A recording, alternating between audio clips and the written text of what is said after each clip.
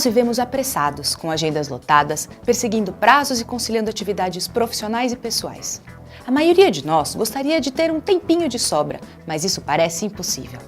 Quando precisamos justificar os atrasos constantes, o trânsito, o excesso de trabalho e a família estão no topo da lista das desculpas. Mas será que isso tem jeito? Seria possível aproveitar melhor o tempo e abandonar de uma vez por todas o fantasma dos prazos estourados?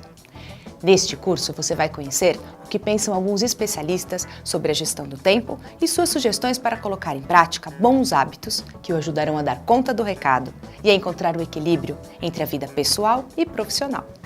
Para você aprender a administrar o seu tempo, vamos falar sobre a diferença entre o que é importante e o que é urgente e conhecer algumas técnicas para aumentar a sua produtividade.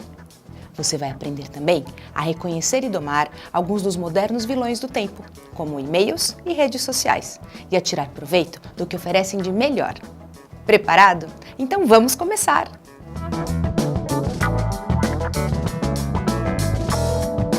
Você acaba de chegar ao escritório e sua mesa está lotada com milhões de lembretes e aquele relatório inacabado.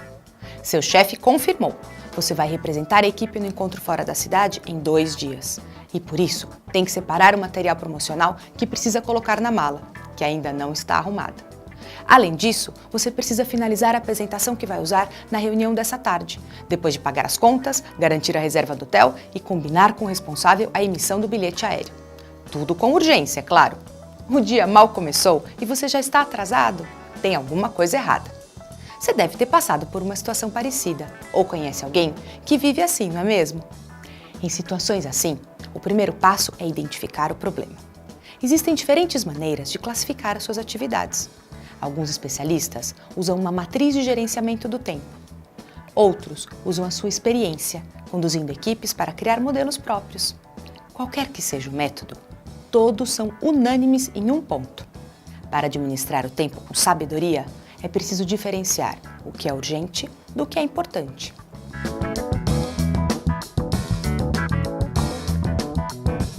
Sabemos que uma tarefa é urgente quando não há tempo suficiente para cumpri-la. Em geral, são atividades que aparecem em cima da hora, que não estavam previstas, que têm prazos imediatos e que, se não concluídas, acarretam problemas.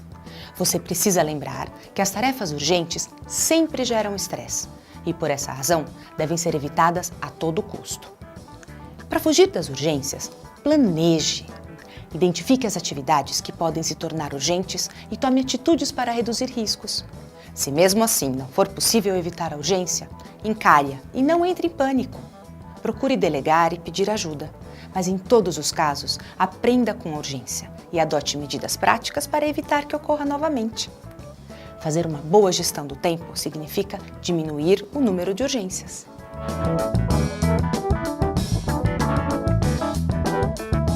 As atividades importantes são aquelas que trazem resultados a curto, médio ou longo prazo, têm potencial para promover mudanças significativas e vão ajudá-lo a atingir os seus objetivos, tanto profissionais quanto pessoais. Uma tarefa importante tem prazo para acontecer. Ela pode ser pessoal ou profissional e, por essa razão, nem sempre tem o mesmo significado para você e para os outros do seu grupo. Você sabe que uma tarefa é importante na dimensão pessoal quando encontra prazer em executá-la. Já na dimensão profissional, você sabe que uma tarefa é importante quando ela gera resultados de curto, médio e longo prazos e quando impacta outras atividades suas ou do grupo. Essas tarefas sempre trazem algum resultado positivo e devem ser prioridade na hora de gerenciar o seu tempo.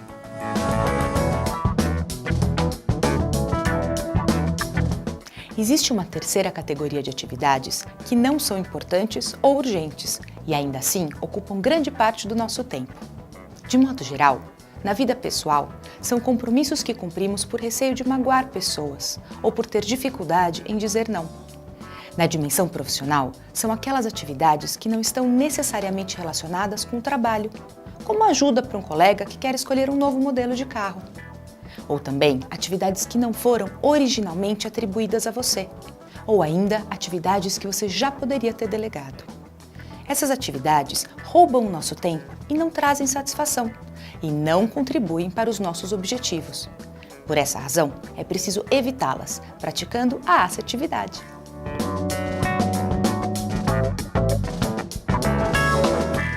Existem alguns vilões que assombram nossas vidas quando o assunto é gerir o tempo. Alguns deles são resultados dos maus hábitos tão comuns, como a procrastinação. Ou ainda são heranças culturais valorizadas de maneira equivocada no mundo do trabalho, como a capacidade de apagar incêndios. Observe se você reconhece alguns dos tais vilões do tempo.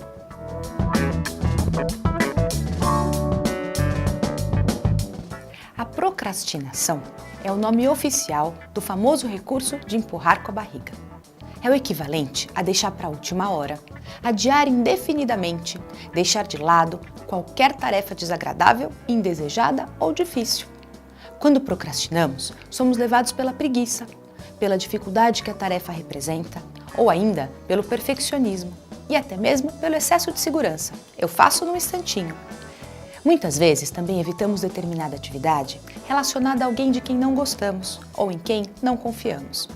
O resultado da procrastinação você já conhece: urgências. Para combatê-la, o ideal é um planejamento detalhado. Se a atividade que você tem a cumprir é muito complexa ou longa, planeje a sua execução em etapas.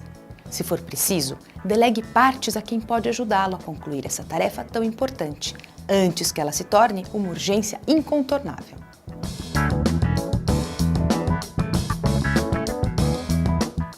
Para ser mais efetivo, é preciso ter foco. Com a quantidade de estímulos a que estamos expostos, visuais, sonoros, é difícil manter-se atento a uma determinada atividade por muito tempo. Se você compartilha espaço com outras pessoas, o seu desafio é ainda maior. Quem não fica tentado a parar para um cafezinho com um colega que acaba de voltar das férias?